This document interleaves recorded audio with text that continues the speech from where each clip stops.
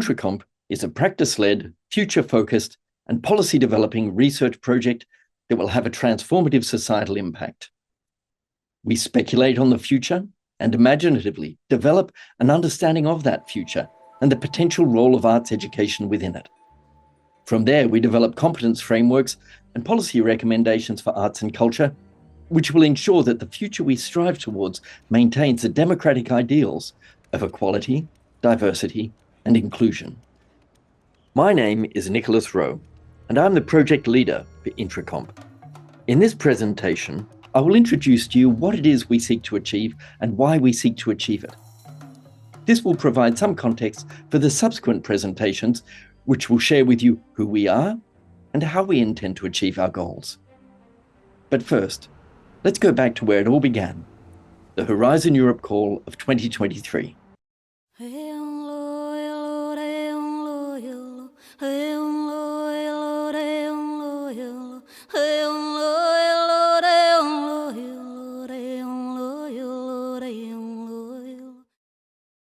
In the summer of 2023, Horizon Europe issued the call, Arts and Cultural Awareness and Expression in Education and Training. It was a very popular call and elicited more than 50 applications from consortia from Europe and across the world. From these applications, 4 projects were selected to go forward, which alongside INTRACOMP include PulseArt, Touched, and Alphabetica. Amongst our 4 projects, we include 47 institutional partners from across Europe and the world, including universities, government agencies, NGOs, and arts organizations. Now, Horizon Europe will invest over 12 million euros in these 4 projects over the next 3 years. Each of our projects responds to the call in quite different ways. The call itself presents 2 expected outcomes. Firstly, to develop and apply methods to support the use of arts in education and interventions to foster cultural awareness and expression, and to assess their impacts on the development of competencies and inclusion of all children and young people. The second is to inform programs and actions using arts in education and contributing to foster cultural awareness and expression, identifying gaps and effective actions to reach most children and young people, and develop recommendations. Now, INTRACOMP has focused on this issue of measuring the impact of arts in education. How should we measure the impact of arts in education?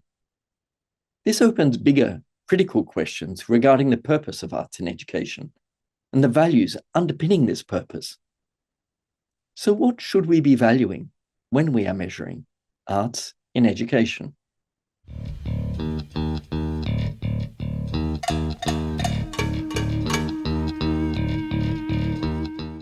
Arts education, like all forms of education, is never neutral. It carries the values and the ideals of what we want learners to achieve, depending on the values and the ideals of the society and the time that that education is situated within. So, when educational impact is measured, what is being valued? We can see that there have been many different ways of valuing education in the past. And so how has the impact of arts education been valued and measured in that past? What are the frameworks that have been used? We can see that we've measured competencies like artistic skills, aesthetic appreciation. We've considered how to test whether arts education is contributing towards physical and mental health and well-being. We've looked at transferable skills and considered how is arts education supporting creativity, communication, collaboration, and critical thinking. We've also thought of self-actualization and how we can see, does arts education contribute to self-expression, self-efficacy, self-awareness? We've also considered it in broader cultural terms to try to identify how has arts education contributed towards cultural awareness, cultural confidence, and the sustaining of intangible cultural heritage. So we don't want to really just reinvent the wheel and measure arts in the way that it's been measured in the past and come back with all the same sort of data. We want to look more critically and ask, what has not been effectively valued and measured in arts education? What are the outliers? In particular, as we speculate on the future, we want to know what new values will arts education need to contribute towards in the future? What is that future of arts and culture? This leads us to question, how will the impacts of arts education need to be measured in the future? To respond to these, we really need to look at what the scientific data is telling us about what the future will be.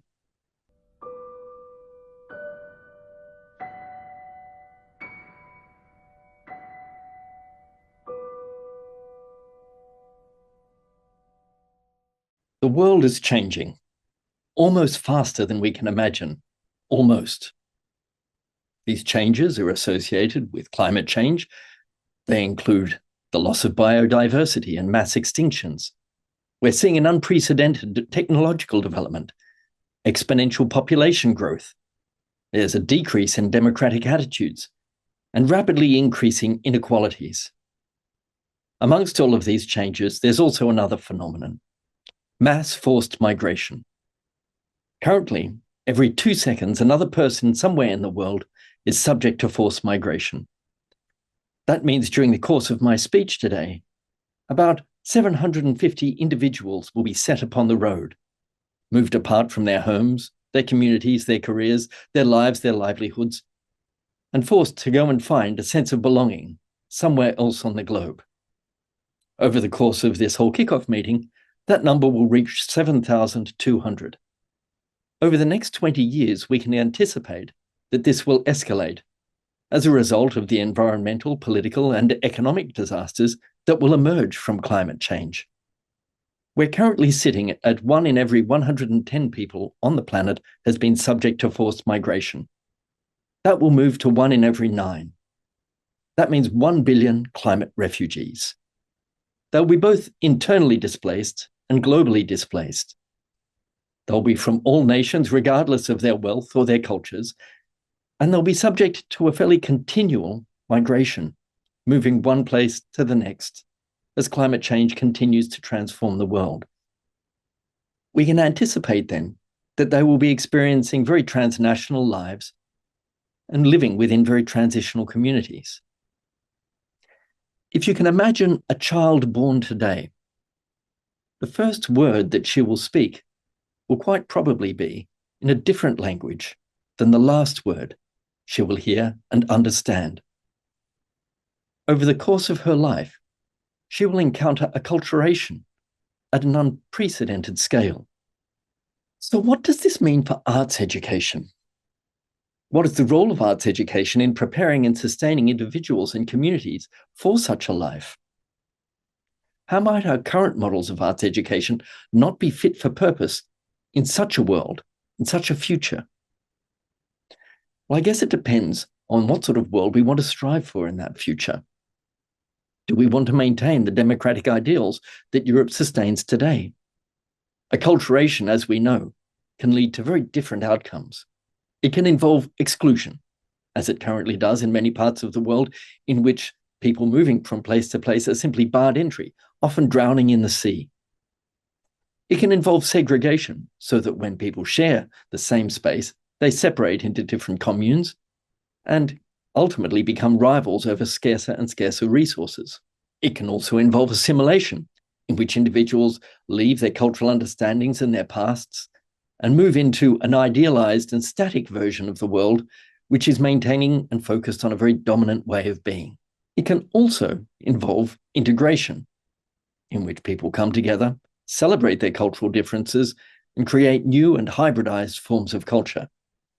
But how can we do that in a democratic way? How might arts education sustain ideals of diversity, inclusion, and equality?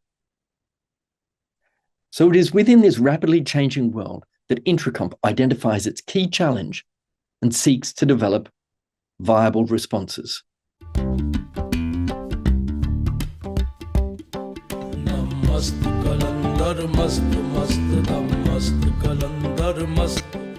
The challenge for INTRACOMP is well presented by the 2021 Porto Santo Charter and its mandate to promote cultural democracy. The Porto Santo Charter presents us with the following questions. How can democracy be consolidated in the cultural sphere? What power relationships are at play in cultural and educational institutions and practices? How can cultural participation help to empower people? In response to these questions, the Porto Santo Charter goes on and presents the following guidance. It argues that it is essential for democracy not to be seen as a specialized dimension of the political sector. It must be a concern that cuts across the various social sectors. We can live in a democratic state, and yet different dimensions and institutions of community life remain authoritarian. In this sense, it is necessary to promote a conception of cultural citizenship based on pluralism, on the recognition of the multiplicity of voices, and on the valuing of differences. Reductive and single interpretations of cultural identity, in essence, deny the democratic, inclusive, and open vision of cultures. In order to promote cultural citizenship, we must place culture, understood in a plural and participatory manner, at the heart of educational policies, and education at the heart of cultural policies. Now, these ideals and the advancing of cultural democracy became a mandate for us within the INTRACOMP project.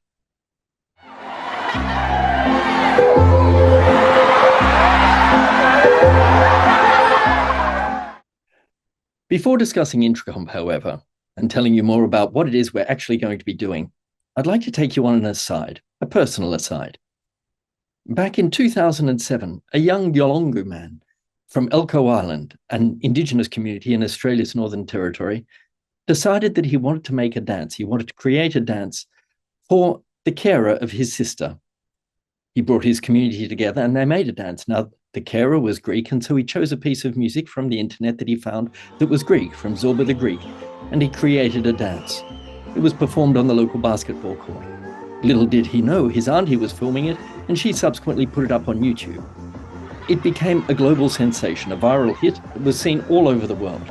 The group Jukimala subsequently became a stage act and performed all over theatres in Australia and the world. More importantly, however, they transformed the perception of Aboriginal Australia amongst the Indigenous community itself and amongst the wider population in Australia. They provided a new vision, a creative vision of how Australia might be. I remember I cried when I first saw this video back in 2007. I cried because of its sheer creative brilliance, but I also cried because of the opportunity that it presented, and this sense of optimism and hope. We therefore included Jukimala in our opening video as a kind of creative talisman for the INTRACOMP project. Jukimala reminds us that we don't need to go into communities and teach them how to be creative. Creativity is flourishing. What we need to do is ensure that the practices and policies surrounding arts education will value the creativity that individuals bring into any sort of learning space, regardless of where they come from.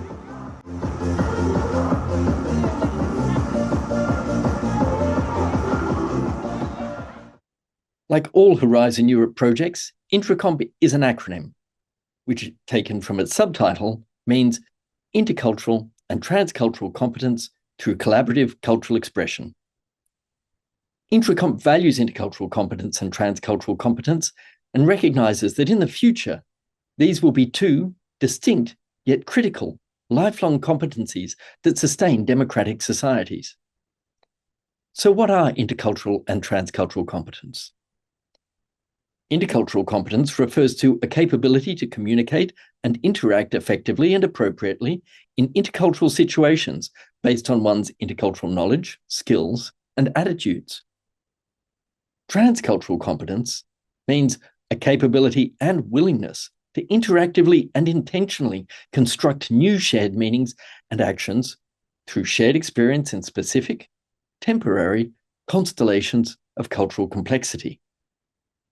Basically, intercultural competence allows us to recognize and appreciate cultural difference and behave in ways that support a pluralist society.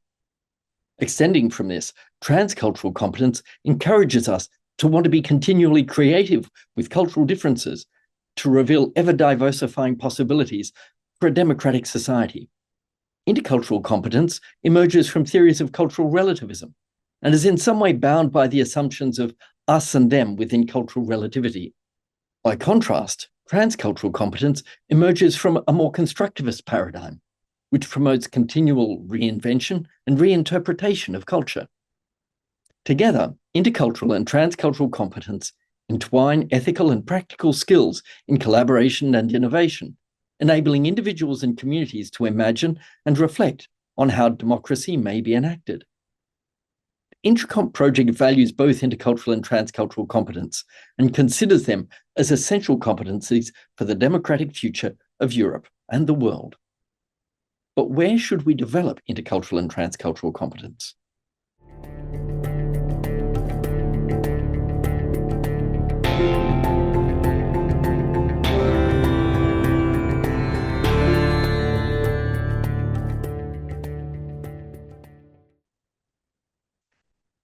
To respond to this question, we look to the second part of our INTRACOMP title, Intercultural and Transcultural Competence through Collaborative Cultural Expression.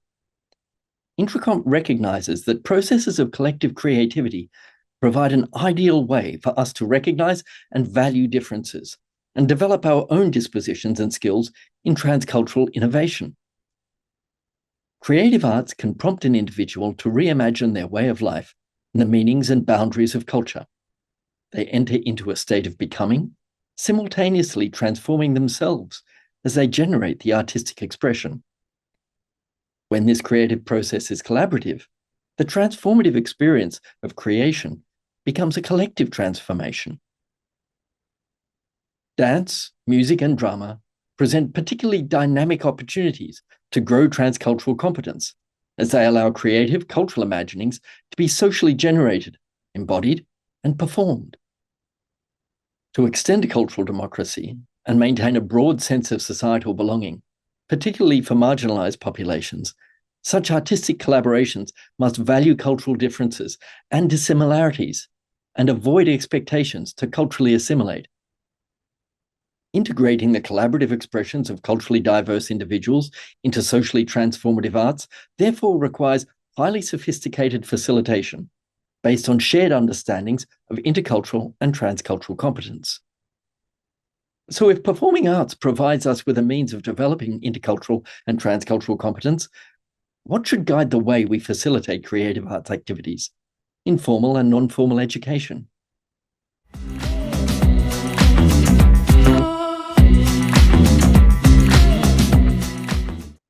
So far, we have considered a vision of the world in the future and the potential of arts education to ensure that that future remains democratic for all people. This gives rise to questions, however, as to how do we get there? The INTRACOMP project proposes that a framework for identifying and assessing intercultural and transcultural competence can guide our path. Such a competence framework can identify the component skills, knowledge, and dispositions that people will need in order to enhance their intercultural and transcultural competence. Playing creatively with this proposition has given rise to our overarching research question. How can intercultural and transcultural competence be evidenced and assessed within performing arts education? This key question, in turn, gives rise to further questions that guide our discovery. For example, how do the practices and ecosystems of inclusive arts organizations that focus on the development of ITC in diverse cultural contexts present distinctive pedagogic practices? That is, we're asking what's already out there amongst those community arts organizations and those working at the front line with cultural diversification and cultural diversity. What are those effective practices? What can we learn from them? We then go on to ask, how is ITC currently conceived, taught, and assessed within formal education in general and in performing arts learning in particular? We know that ITC is touched upon in different ways in different places within formal education, and that there's an opportunity here to really grow it and advance it. But first we have to understand, how is it currently understood there? This goes to our next question, which asks, how can the distinctive pedagogic practices that support ITC in the performing arts be refined, connected, and scaled within formal and non-formal education? That is, once we have an understanding of how this can work and how we can have a competence framework that can measure this, how can we scale and grow that? This then opens questions as to how we can impact policy. We ask the question, How can this refinement, extension, and scaling of ITC be strategically supported through policies addressing the wider ecosystems of cultural awareness and expression? We then recognize that ITC is not going to only exist within the real world, but also in the virtual world. And so we ask, how can this refinement, extension, and scaling of ITC be supported through digital technology and interactive design? These overarching queries present a transdisciplinary challenge. It is clear that no singular discipline or institution can resolve this puzzle, and it is only through working together across sectors and across the world that we can commence this quest. This raises questions, of course, on who needs to be involved and how we should connect.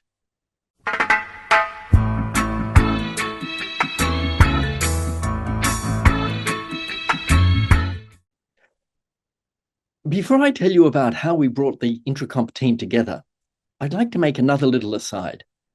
I'd like to go back to 2023 when I first visited Norway and met with Jens, the leader of another Horizon Europe project, to discuss how the whole project might be approached.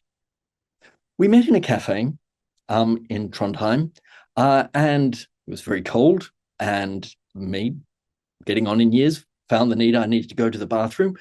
And so I was indicated to go down a very tight staircase into a dungeon.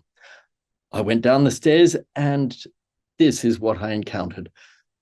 I was quite taken aback and surprised. I was thinking, is this a Norwegian thing? How does this function? Am I meant to lock the door after me or leave it open for the next person? How does this even work? But I stopped panicking and I thought, actually, this is a great metaphor. This provides us for an understanding of how are people here willing to communicate? Where are they willing to communicate? What do they want to collaborate on? And I thought, my gosh, if they're willing to collaborate everywhere on everything, this is the place to commence this project. And so it was there in Nord in Trondheim at Nord University, we first started putting together a sense of how do we collaborate on INTRACOMP.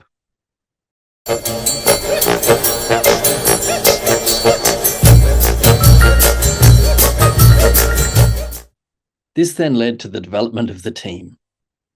As a community animateur, I knew that across the world, there are amazing grassroots community arts organizations that have spent years valuing cultural difference.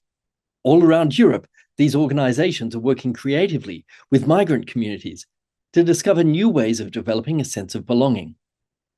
Our project therefore included the organizations Cultura Nova, In Place of War, Suta Skupa, Divadlo bez domova, Latra, and Pro Progression. Connecting these organizations with other sites across Europe, the European Network of Cultural Centres, ENCC, joined INTRACOMP. To advance Global South and Indigenous perspectives, the Institute of Papua New Guinean Studies also became part of the project. To enhance the scientific rigor of the enterprise, our project includes world-leading scholars in creative arts, education, cultural studies, citizenship studies, intercultural studies, policy studies, migration studies, computer science, and software engineering from Nord University, the University of Auckland, the University of Verona, the University of Jyväskylä, and the University of Hildesheim. Supporting this consortia, our expert advisory board similarly comes from a broad range of subject areas, including creative arts and community development, intercultural studies, digital technology, and innovation. Across the 13 partners in our consortia, we have engaged leading scholars, educators, artists, and community animateurs in dialogues, employed a team of postdoctoral fellows, researchers, and project managers, and established communities of practice that can enable us to collaborate effectively across the entire project.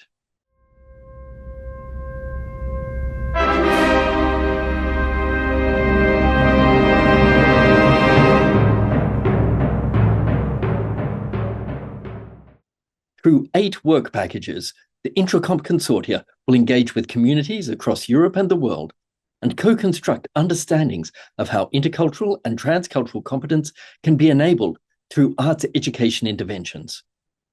This will then shape the development of our innovative frameworks for the development of intercultural and transcultural competence in individuals, groups, and systems. Over the next 3 years, INTRACOMP will be socially transformative through creative arts interventions in cultural centres, early childhood education, primary schools, high schools, and universities. The discoveries of INTRACOMP will be scalable through the development of the ITC framework, local, national, regional, and global policy recommendations, a multimodal capability building program for ITC, and a digital playground for ITC. This will allow INTRACOMP to have a lasting impact. The future remains uncertain, and there is no doubt that humanity and the world faces many challenges ahead. We recognize how precarious democracy can be within this uncertainty. But within INTRACOMP, we remain hopeful. As Paulo Freire suggests, knowledge only emerges through invention and reinvention, with the world and with each other. So let's get creative together.